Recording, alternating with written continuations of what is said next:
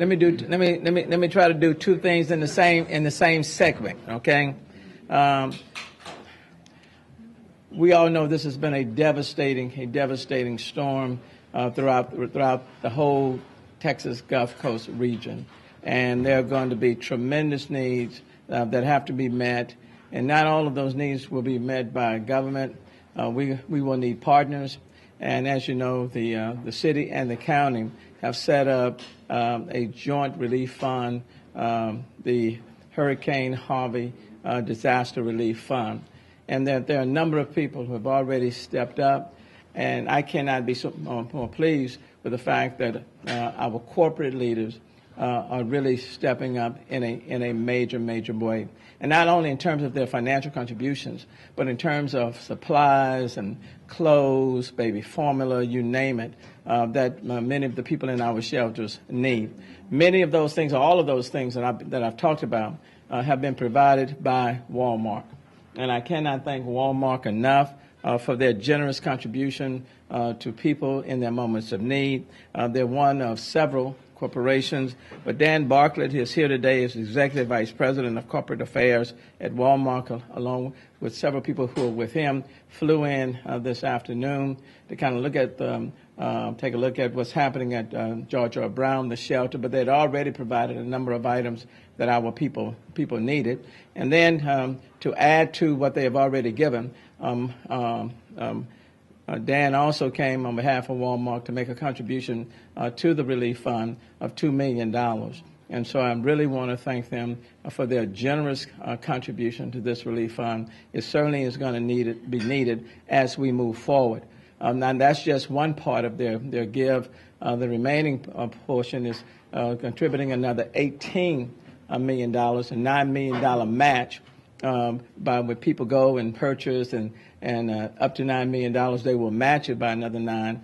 So the total gift that they are given to the Texas Gulf Coast region, people affected, is $20 million, with two of those $20 million for specifically targeted for Houston Harris County. I'm very appreciative of their generosity, but it also demonstrates the sort of spirit that we have of corporations in the private sector in our community. Dan, thank you on behalf of the city of Houston, and I know I can say thank you on behalf of our county.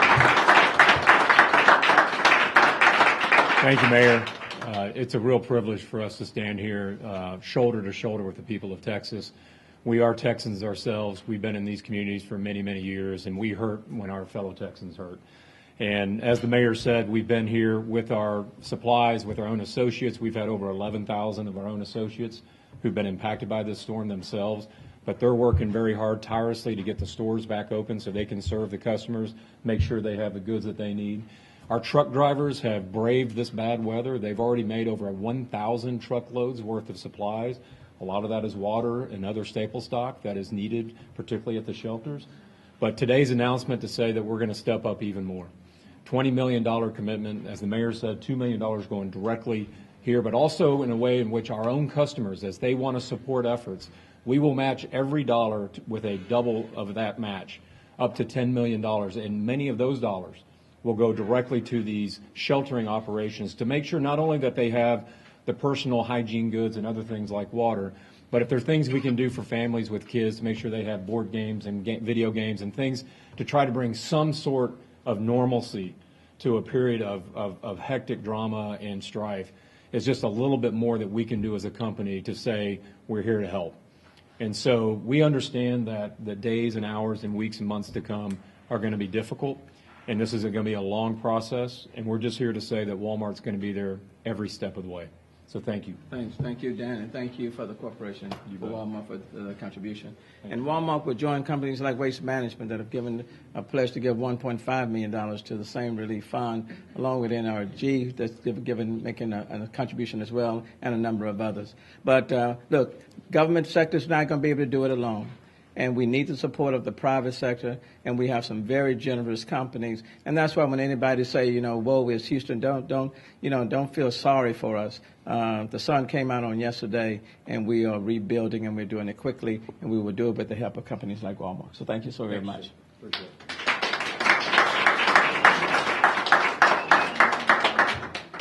Now, if the regular gang will come on down. I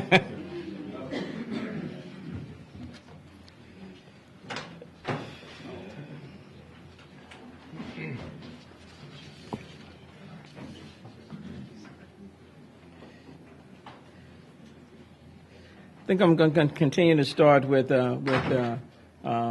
police and fire. We continue the rescue efforts in the city, specifically as it relates to West Houston, up there where the water is being released from the Addicks and Barker Dam.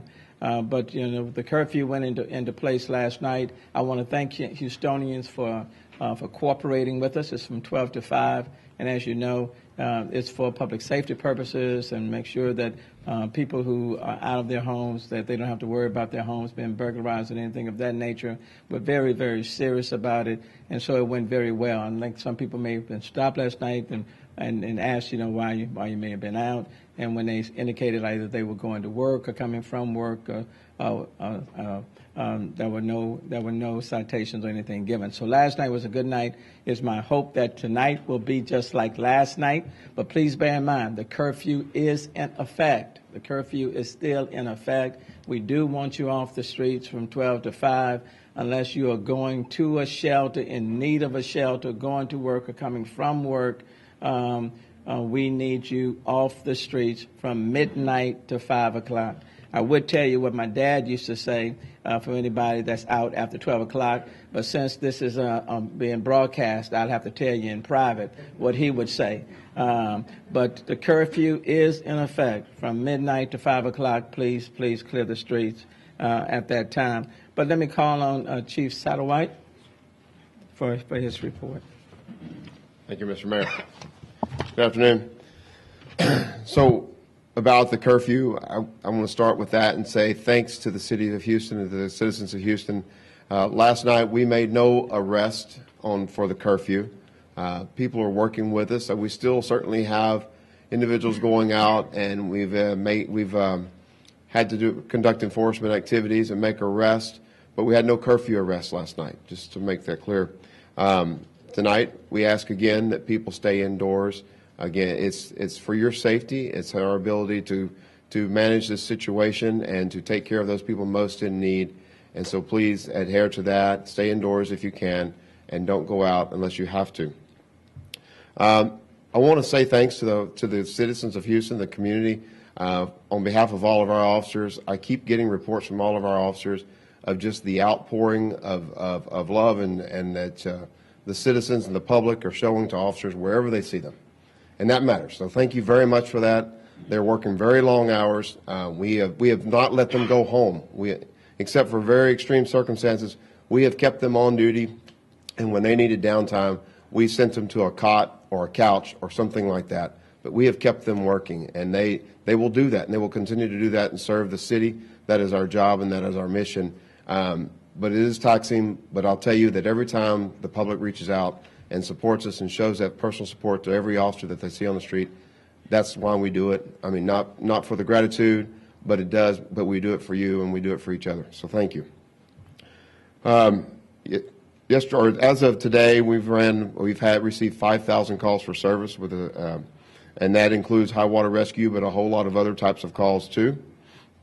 We have had 1,500 high water rescue vehicle dispatches that we've sent out, going out trying to pull people out of their homes and out of vehicles to get them to safety. Today we rescued up to 40 people, and in total we've had over 3,500 people rescued since the storm began.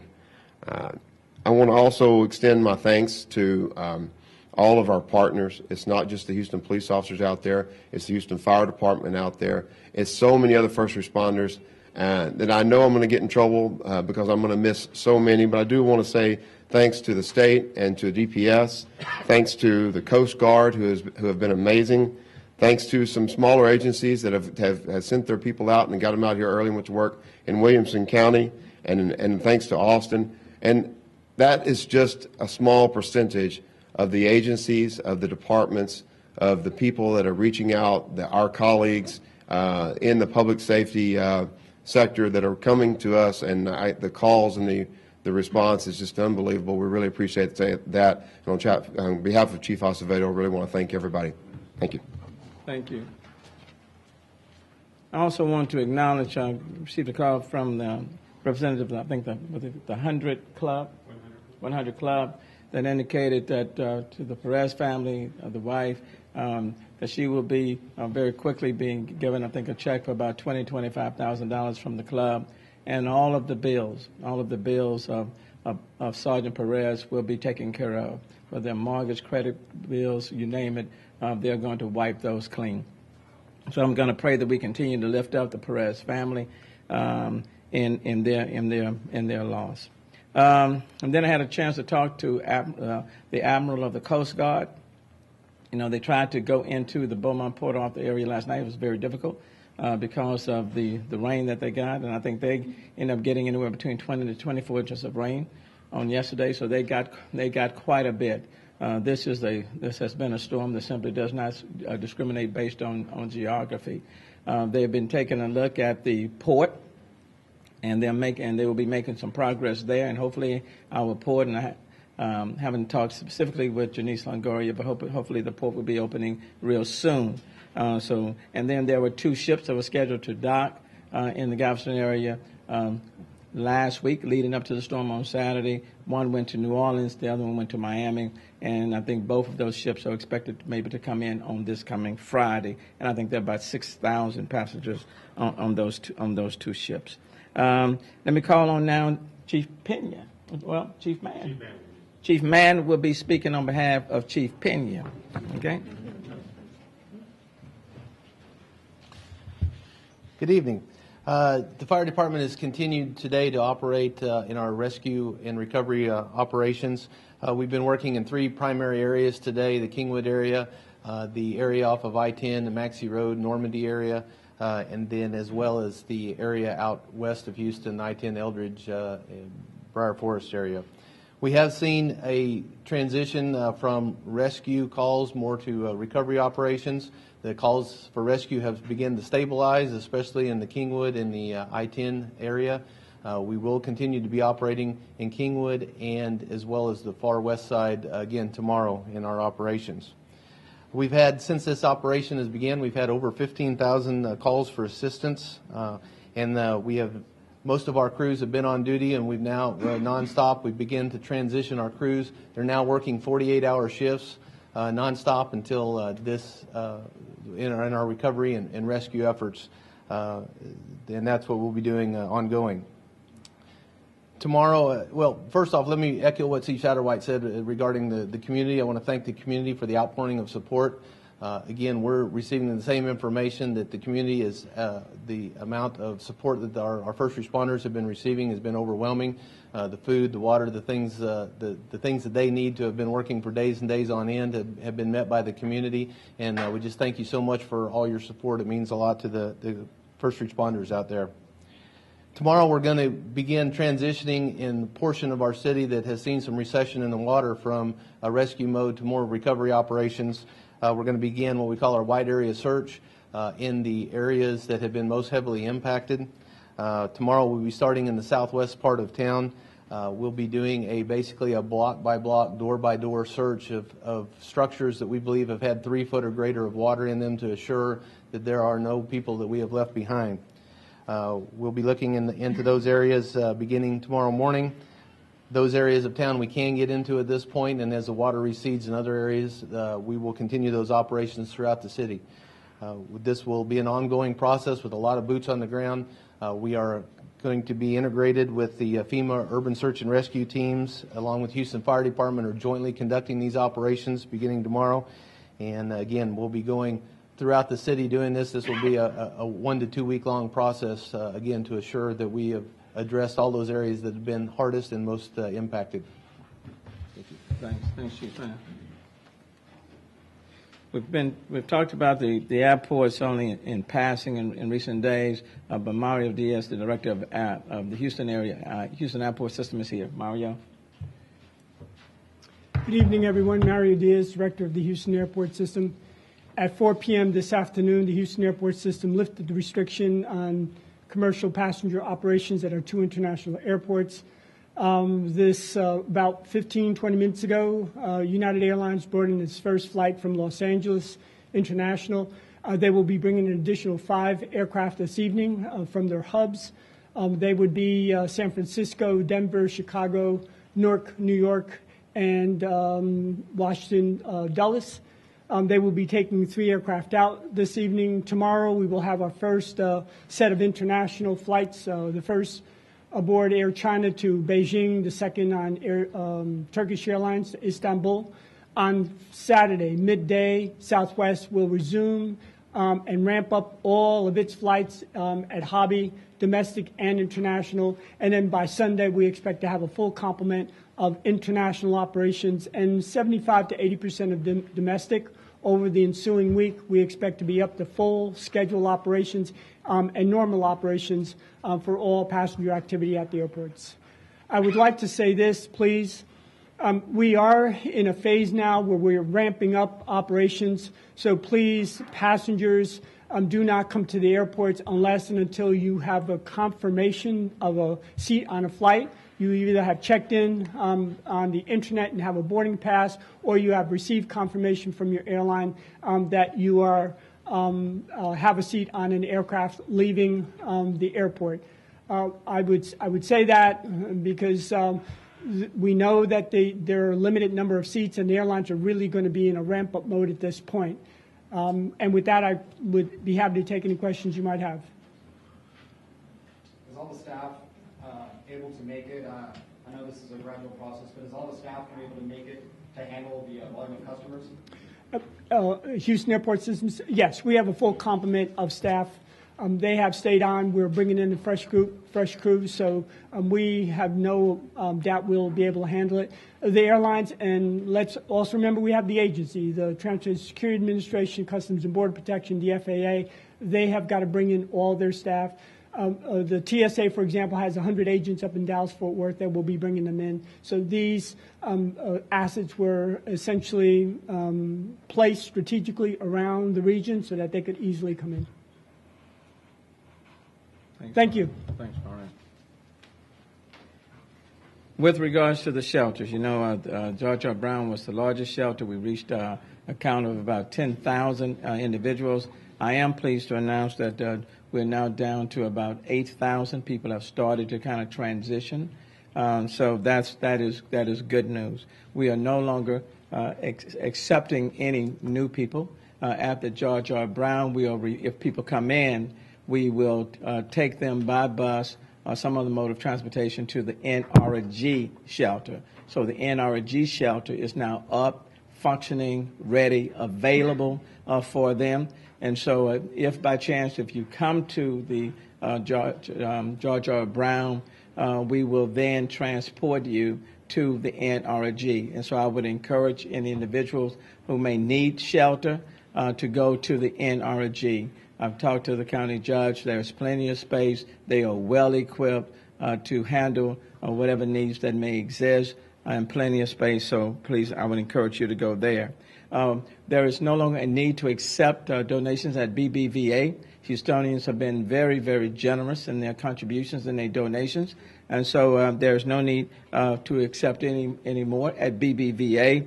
I would ask you to go to the City of Houston website for additional details on how to donate.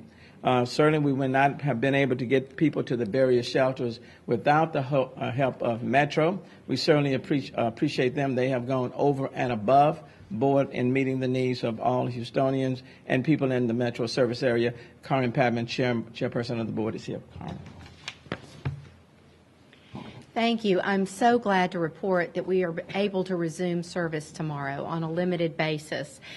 Some of our major bus routes and some of our minor ones will go back into operation. We'll also have limited service on Metro Rail's Red Line.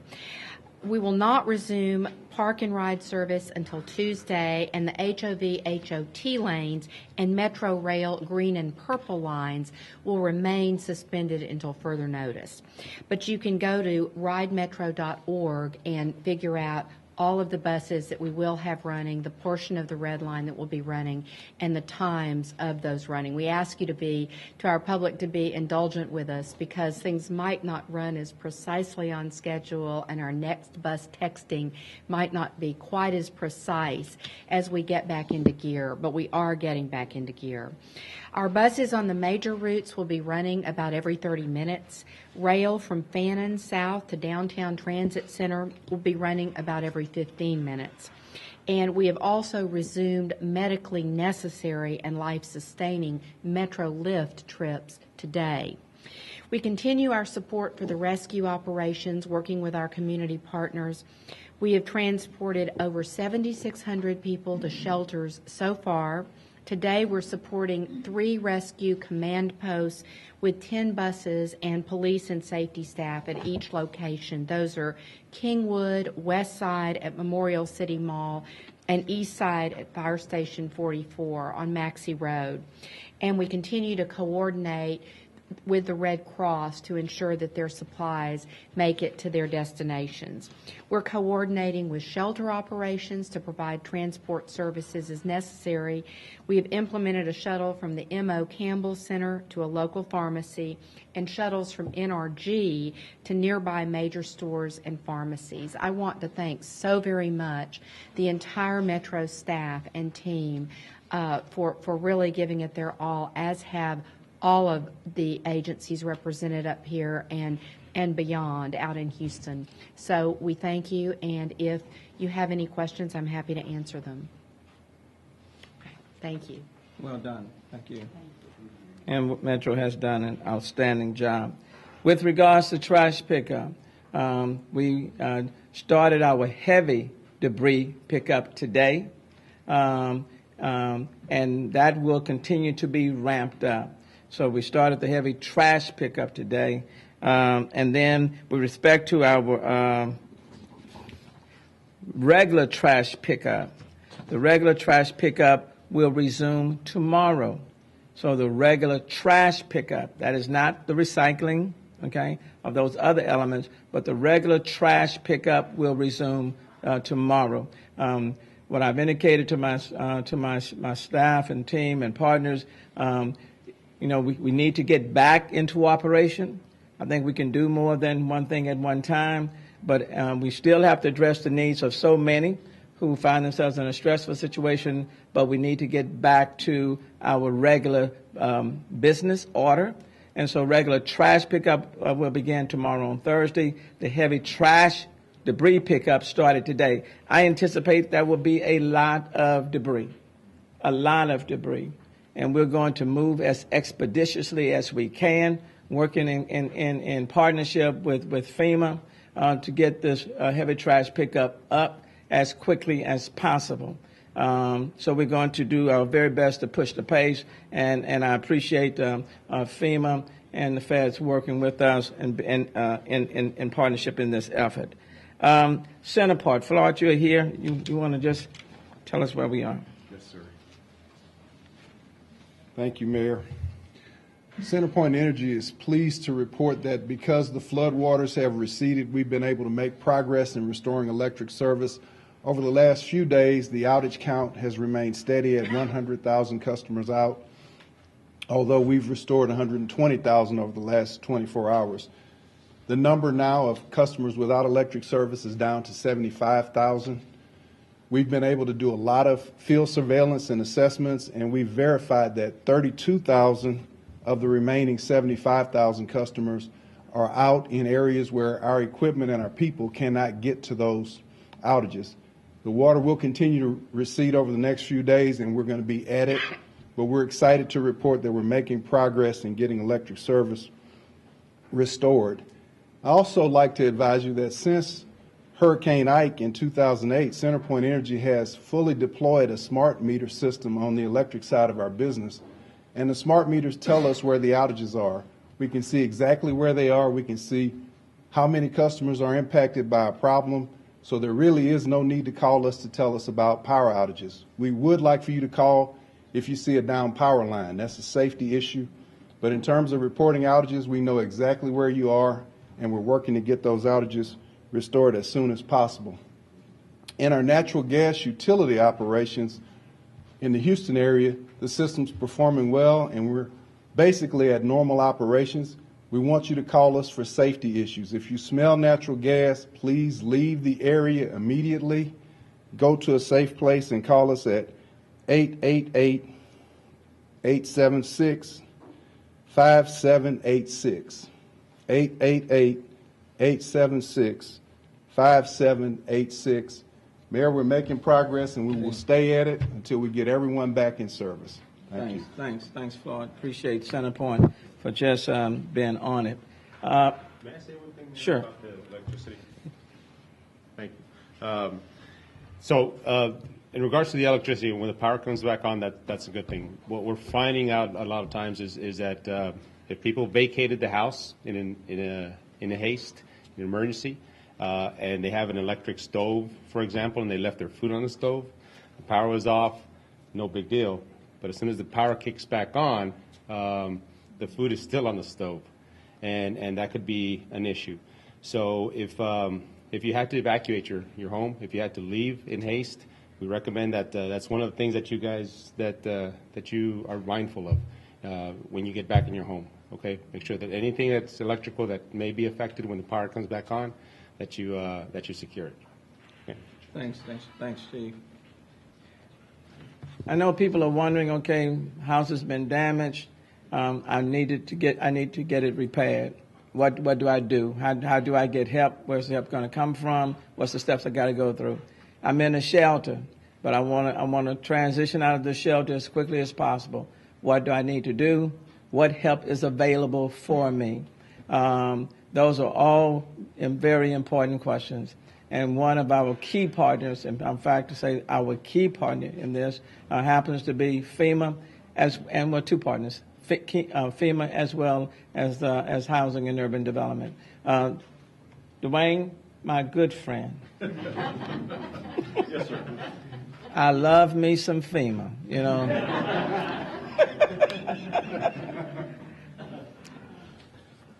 Come on, make me happy, Dwayne. Come on. Good evening, everybody.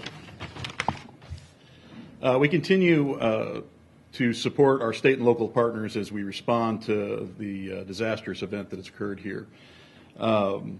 We are, of course, still focused on life safety and life-sustaining issues, but as others have explained, we're slowly being able to transition into the recovery mode. As we do that, as I've emphasized before, one of the most important things you can do is register with FEMA for disaster services. One of the ways that we're going about doing this is by having our disaster survivor assistance teams go to the shelters and register folks that are still there. I'm happy to say that tomorrow we'll be able to expand those teams out into several more shelters so we can get as many people as possible registered.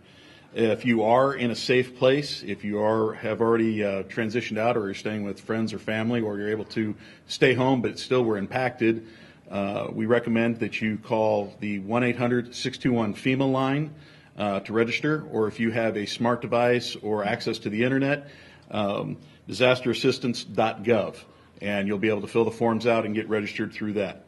We appreciate it. Thank you. I want to thank Dwayne, and just before we started this press conference, I talked with Director Brock over FEMA, and Director Brock will be flying in on this coming Friday to meet with me to talk about the steps that we need to go forward. I also had a conversation with Secretary Carson, the Secretary of Urban Housing and Urban Development today, and he too recognizes the importance of the feds working in tandem with us in moving people forward. So I want to thank both of them, Secretary Carson as well as Director Brock with FEMA, because these are two important departments at the federal level that we are going to need in the days ahead. Just to give you some idea, on Hurricane Ike's cleanup, on the debris removal, it cost well over $70 million. And FEMA advanced about $50 million of that so we could get started. We're going to need a lot more of that this time around, because I anticipate we're going to have some heavy trash debris out on this in the front of people's homes, in the apartments space, and we just need to get that up as quickly as possible. I simply don't want to see it out there for a long period of time, but we're going to need their help, and I appreciate their support. The reservoir, with respect to Addicks and Barker, this is one of the situations that is continuing to create a lot of stress on families, on homeowners in the area on the west side of Houston, and with the release that's coming from those dams. Steve, you want to kind of give us an update on that? So we just got an update from Corps this afternoon that the reservoirs thankfully have peaked in terms of their ponding levels, so that's a good thing. They're going to maintain their current discharge rate, which is slightly less than what they said they were going to do yesterday, so that is also a good thing. One of the problems that we're having is on the west side. People are flooding now as a result of the discharges, and they're concerned about the water level getting higher, but since we're maintaining the discharge coming out of the dams, the water level is going to stay the same. We are getting questions about how long the Corps is going to be discharging at the particular rate. They're going to monitor that on a daily basis, and they will advise us accordingly. So that's where we currently stand today. Thank you. Thank you.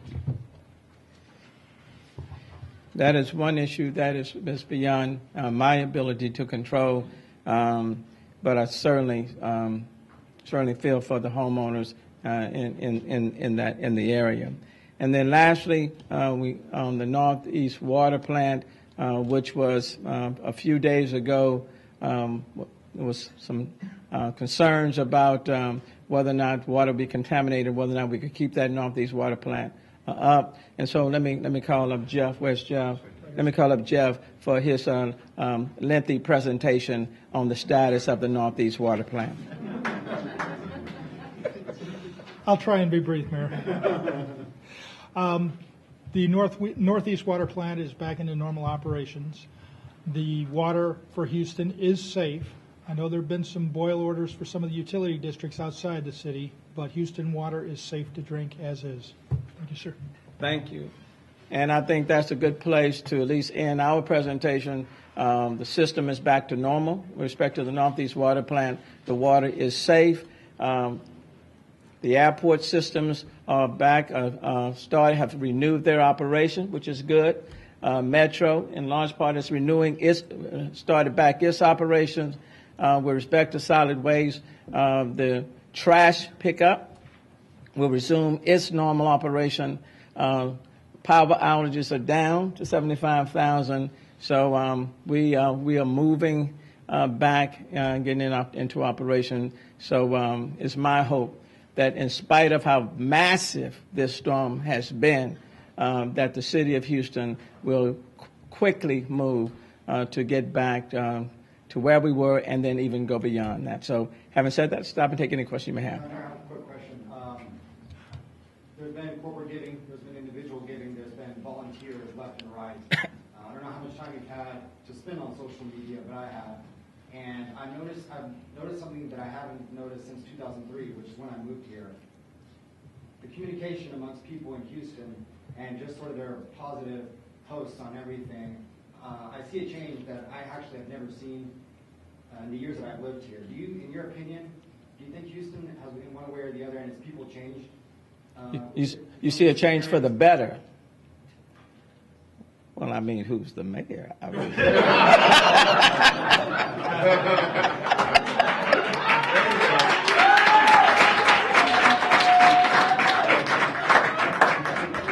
now, if you had said it the other way, I don't know. No, look, great city, fourth largest in the country, the most diverse city in the country. People come from all over the globe. People are not running away from us. They're coming to us. Outstanding airport system, #1 port in foreign tonnage, largest medical center, energy capital of the world. I could go on and on and on. And we are a can-do city. Okay? Doesn't matter the challenge. We believe we can do it. And if you challenge us, Houstonians are very competitive. And I think for many Houstonians, we feel good about who we are, okay? We may not all speak the same language, have the same religion, and even our social economic backgrounds may be different. But when push comes to shove, we are all Houstonians. And this week we have seen it at its best. Democrats, Republicans, you name it, independents, we've put that aside, and we recognize that we're all in the same situation right now. That's good news. So I appreciate the question because it demonstrates the true spirit of Houstonians. I'm very, very proud of the city, and I will say, it's not about me, but I am a product of the city that has transformed itself for the better. Okay. Yes, sir. On another note, we see today the county announced the finding of this family in a van, unfortunately, that passed away. Yes. What happened? Yes. As water goes down, people are worried that we're going to start to find more. Are you worried about that particular part of actually the reality that we're living right now? Because we still have high water levels and a lot of people missing, 20 according to the chief of police. And so people are worried about what we're going to be finding after the water starts. And I'm hoping we will not find any more. That's my hope, and I don't abandon that. We have a number of shelters, and a lot of people in a lot of shelters. So if people are missing loved ones, hopefully they're in one of our shelters. That's my hope. But we're going to take it. We're going to take it one day at a time. But for now, and even later, I'm going to hope that there will not be anyone else who will have lost their life as a result of this massive rainfall. And Mr. Ortiz, he speaks Spanish apparently. I know you do too. But he would like to say something in Spanish about the airport so the people that are listening. I know you do. Now, I'm beginning to get a little bit sensitive around here. You're not going to even try my Spanish. I'm winning. I'm listening. We all are. Okay, mi casa, su casa. Mario, come on. Come on, Mike. Thank you, Mayor.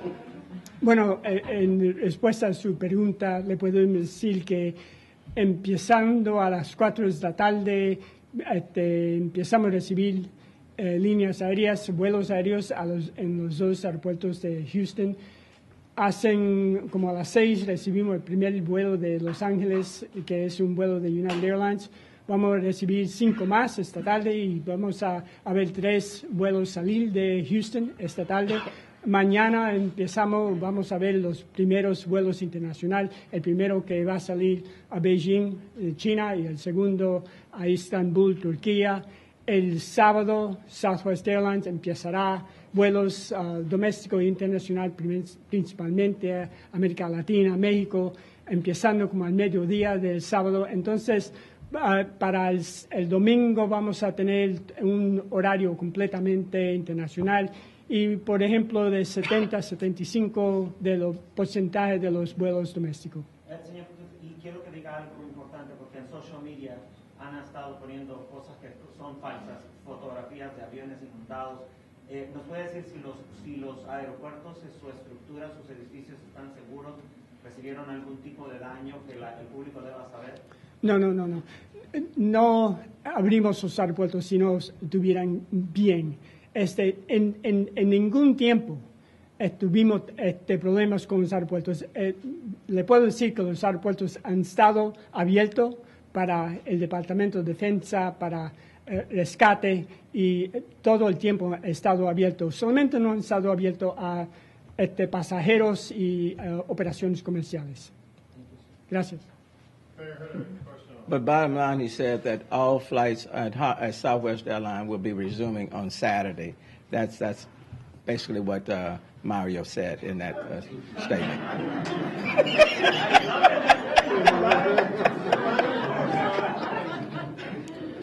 I'm taking me some courses. So, to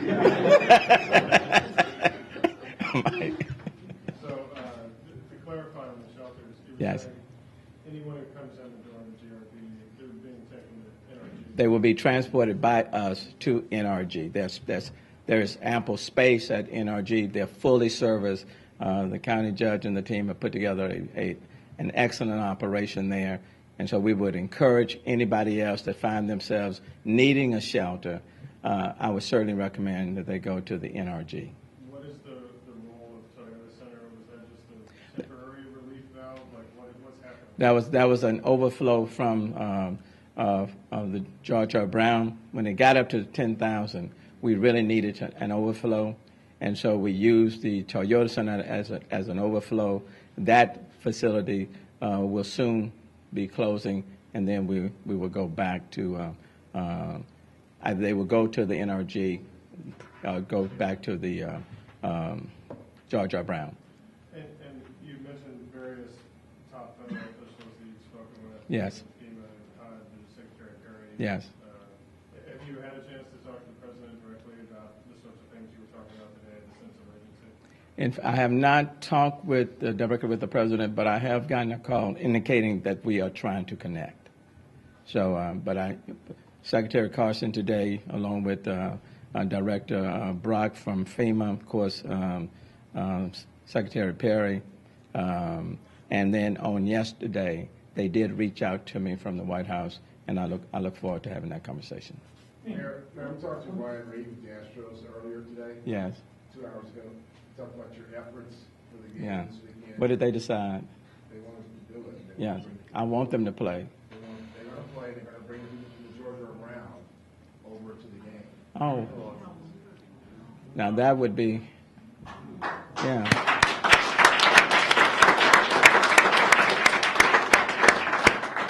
We reached out to them and kind of got Yeah. started. You want to expand on that? Why do you think that's important? Why do you want to do that? Because I don't care how difficult the circumstances may be or how challenging they are. We cannot stay where we are. We have to quickly get back to where we were and go beyond. And the sooner we get into that mindset, the quicker our actions will reflect that. And if our spirits are strong, we'll build in that direction. And so we can do more than one thing at a time. And quite frankly, when the city has gone through so much, every now and then we have to laugh a little bit. It doesn't take away from the seriousness. And every now and then we need to focus on something else other than our current situations. The Houston Astros they're on a winning track. They are true champions. From where they were a few years ago to where they are today, quite frankly, they represent Houston. Who would have thought a few years ago that the Houston Astros, a team that has rebuilt itself, would be a contender for would win the World Series? Who would have thought that? Who would have thought that? And even right now, people are questioning whether or not Houston is going to return. Well, what better place to symbolize our ability to overcome our obstacles and our hurdles by the Astros playing? I want them to play. Let's play ball. And let's lift up our spirits, and let's go forward. Enough of woe is me and all is bad. Doesn't take away from the seriousness. Doesn't take away from the fact that there are a lot of people in distress right now. Doesn't take away from that. But let me tell you, you can stay in that mindset, and you'll only pull yourself down. Or we can recognize, regardless of what our current situations are, we will do better and we can do better. And this is a city of challenges. I'd love to ask the Chief Hayner a question. Oh. Probably going to be in Spanish. Are you asking them in Spanish or English? All right, then I'm going to let you ask it, okay? Right. Tomorrow you're going to go to the Southwest area. Sure. Do like a block by building search. Something you could expand a bit more, sort of what that's going to involve, and are you going to be doing that, I guess, throughout the whole city? Sure. So this is just another phase of the response status that we were in. Okay, we have to do a door-to-door search to ensure that we are looking at every house that was inaccessible initially. And yes, we're going to be doing this same type of approach in various areas around the city that were impacted and we were not able to get to because of inundation. Señor Peña, I just want to ask you a question. I'm going to ask you in English so you kind of help you to. You asked it in English, I'll translate it in Spanish. Go ahead on. You were mentioning how yesterday we were at Maxi Road and some people that had evacuated that area. Right. Were going back to see their homes because they were worried about somebody getting into their homes. How dangerous it is, and can you explain in Spanish, and especially when what you just mentioned right now, that if the electricity is off and it comes back on, and you don't know what you were doing at the time, can you explain that to us? So a flooding incident is probably en español. Okay. Mire, una situación cuando tenemos una inundación es muy peligrosa, ciertamente cuando está pasando, pero también después del incidente, especialmente si las utilidades están vivas, puede haber mucho peligro. Así es que recomendamos que no entren a esas áreas hasta que el Departamento de Bomberos y el Departamento de Policía hayan asegurado que está mande. Seguro, exacto, que está seguro para poder entrar a esas áreas. Look, I was just about to tell him what you were trying to say. One last question, and then we're going to wrap it up. Yes, ma'am. Mary, you said you had discussed, or you talked to Secretary Carson. Yes. I'm wondering to what extent, if at all, might the voucher freeze and the HUD budget cuts affect the temporary housing process? I mean, if at all, and can you give us a little bit of insight into some preliminary plans about how that may work? Well, what's going to be important will be housing vouchers to get people out of the shelters in part and into temporary permanent housing. And there are several steps you can go through. You can go from the shelters to, FEMA providing some sort of housing accommodations outside of the shelters into temporary and permanent housing. But the housing vouchers and assistance will be vital to that transitioning of the people in shelters. What I am stressing on FEMA, like on the Secretary, is that the quicker we can process these requests and get something in people's hands that they can use to go to that next step, then the quicker we can transition them out of the shelters and they can get back into their normal lives. So housing and urban development, Secretary of Housing, that's an important piece. And then when you combine that with FEMA and the FEMA assistance, then certainly we're standing people back up so that they can then go the rest of the way. But we all have to operate, whether it's on the federal level, the state level, or the local level, we have to operate with a sense of urgency.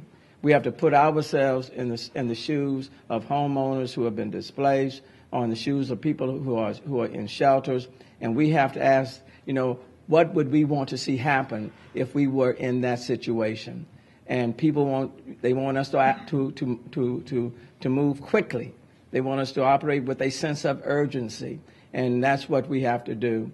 Because in large part, we're not going to be evaluated on what happened leading up to or while we were in the storm. We're going to be evaluated on what happened when the storm passed and people are now trying to transition. So we got to go all of the way, and we're really going to need the help of our federal partners to make that happen. And I appreciate the conversations. They reached out to me, and I appreciate that. And the director of FEMA is flying into Houston this coming Friday, and I appreciate that. Mayor, we've had a lot of people approach us on social media and also contacting us about donations. They want to drive to the GRB. What can you tell them? Go to a different location. I mean, there's many people down there. Can you there are different shelters. With respect to donations, there's no longer, we're not accepting them anymore at the BBVA. Houstoners have been very, very generous, so we appreciate that. I would say go to our website on where donations can be given, but there are a number of shelters all over the county, all over the city, and I would ask them to go in those directions. It's not so much, and I appreciate what they have done up to this point, but see, sometimes we give, and then sun is up, we get back in our regular course of business. But there are going to be many people 3 weeks from now, 5 weeks from now, who are still going to need some assistance. And so what I would say is that at this point in time, I think we're in good stead at this point in time. But please hold on to that same spirit and that desire to give 3 and 4 and 5 weeks from now. But I certainly appreciate their generosity. I know you get sick and tired of me, so I'm going to cut it off, and we'll meet again soon. Thank you. Thanks, Mayor. Thank you.